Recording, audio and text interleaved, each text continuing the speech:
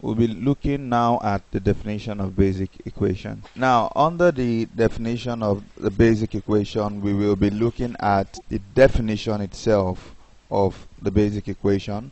We will be looking at the components of the basic equation, as well as an illustration to buttress what we have been talking about so far. Now, looking at the accounting equation in itself, the accounting equation is a system. By a system, I mean it is like a whole that is made up of subparts. Now, in this, what we can say two parts, such that when these two parts are added together or are placed side by side, they must equate each other. They must have the same value. The accounting equation is the equation that summarizes in its entirety everything about an organization. Okay, the definition of the accounting equation can be compared to a system broken into two equal parts, such that if you want to get the whole, you must have those two parts exactly as they are, equal. Should one part fail to qualify, should one part be lesser or more than the other, you would have an imbalanced system. Now, the definition, looking at the definition of the accounting equation as written, we said it is an equation that represents the relationship among the liabilities, assets, capital, expense, and income of a business. It is the foundation of double entry principle in accounting, in the accounting system. Also, we said the equation shows in a summary the relationship between what the entity owns and how it was funded. Now, I did say that it can be compared to a system broken into two equal parts. While one part can be viewed as what this entity owns, the other can be viewed as how it was funded. Now, the fund must match what is owned by the company.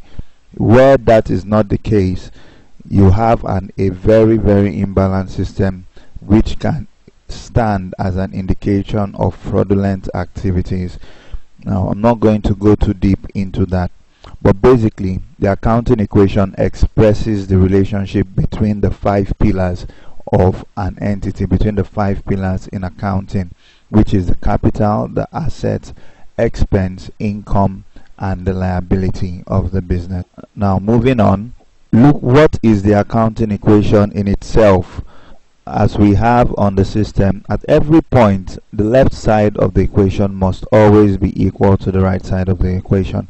Like what we have on the system, assets must always equal to the liabilities, capital, revenue, less the expense of the business. If at any point both sides do not give you exactly the same figure, then something is amiss, then something is wrong. That is simply what it implies.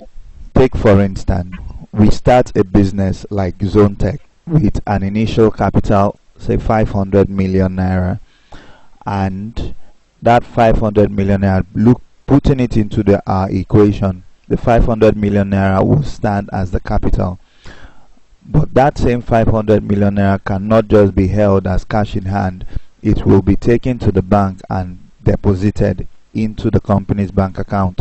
So while on one hand we are looking at the bank account having a total balance of 500 million, we are also looking at the business having a capital of 500 million.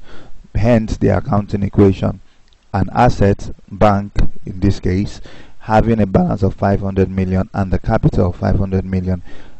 We have a very balanced system when that is the case.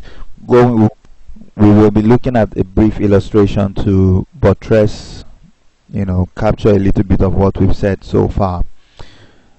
Applications of the accounting equation using our earlier illustration from ZoneTech. Now, we just brought down the summary of ZoneTech's account. We just brought it down, and now we are going to see we have our accounting equation, which is simply assets equals to liability plus capital plus income minus expense. We are going to apply that to this account statement, this summary, and let's prove our law to see whether it is accurate or inaccurate. On this summary, we have, how many assets do we have? We have bank, we have cars, we have office equipment.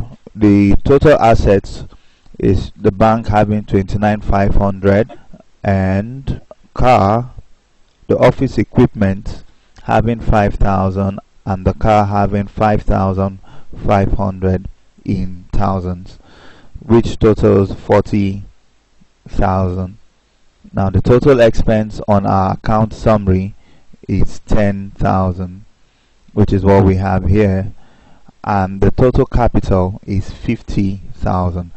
Placing this into our equation as stated above, we will have the total asset of 40,000 equals to a liability of 0 plus a capital of 15,000 plus a revenue of 0 minus an expense of 10,000.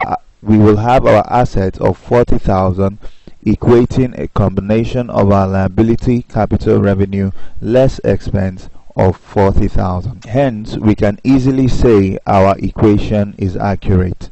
Now remember, I did say the accounting equation is like a system that is broken into two equal halves. Those two halves must stay equal for you to have the system as a whole. If at any point in time one half is either bigger or smaller than the other, then you will have an imbalanced system, which is an indication of fraudulent activities. Hence, an investigation will need to be conducted into that. So we'll round up this session on that note. We're looking at the next session where we'll get a little bit deeper into what we are trying to understand, the basics of accounting.